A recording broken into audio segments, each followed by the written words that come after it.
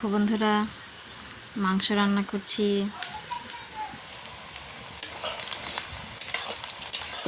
জিরে তেজপাতা ফোড়ন দিয়ে রসুন পেঁয়াজ কুচি দিয়ে দিয়েছি।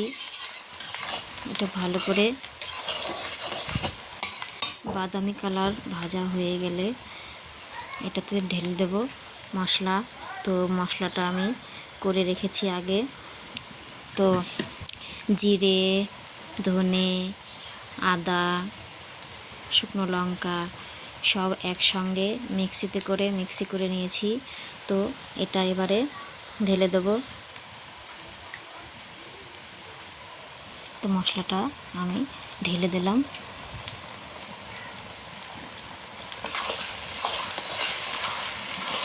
তো এবার আবার একটু কষে নেব মশলাটা। মশলার মধ্যে দিয়ে দেব লবণ, পরিমাণ মতো লবণ,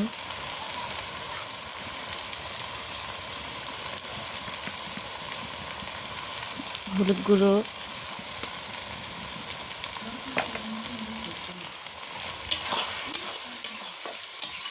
একটু কষে নেব। দেখো মশলাটা কষানো হয়ে গেছে। তো এবারে আমি মাংসগুলো ঢেলে দেব। তো দেখো মাংসগুলো এবারে আমি ঢেলে দিলাম।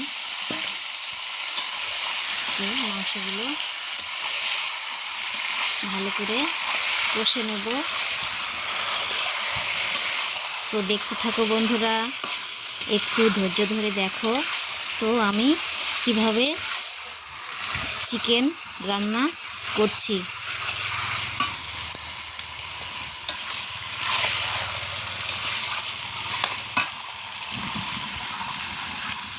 তো বন্ধুরা, তোমরা সবাই কেমন আছো? আশা করছি ভালো আছো। তো আমিও ভালো আছি, তোমাদের আশীর্বাদে খুব ভালো আছি। তো এভাবেই আমার পাশে থেকো বন্ধুরা। তো ধৈর্য ধরে দেখো একটু।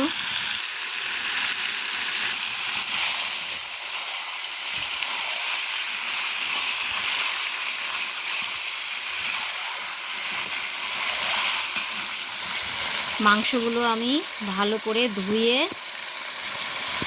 ভালো করে জল ঝরিয়ে রেখেছিলাম।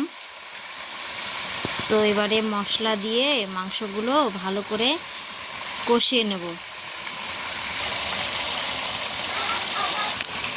তো দেখো বন্ধুরা, কষানোর সময় এই মশলাটা আমি দেব।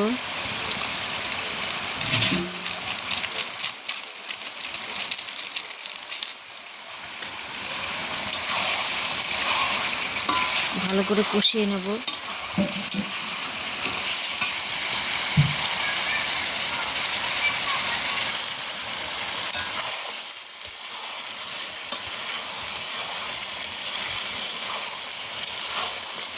তো আর একটু কষে নেব। তো বন্ধুরা দেখো আমার চিকেন কষা হয়ে গেছে। তো দেখো এখন এই মশলাটা দিয়ে নামিয়ে নেব।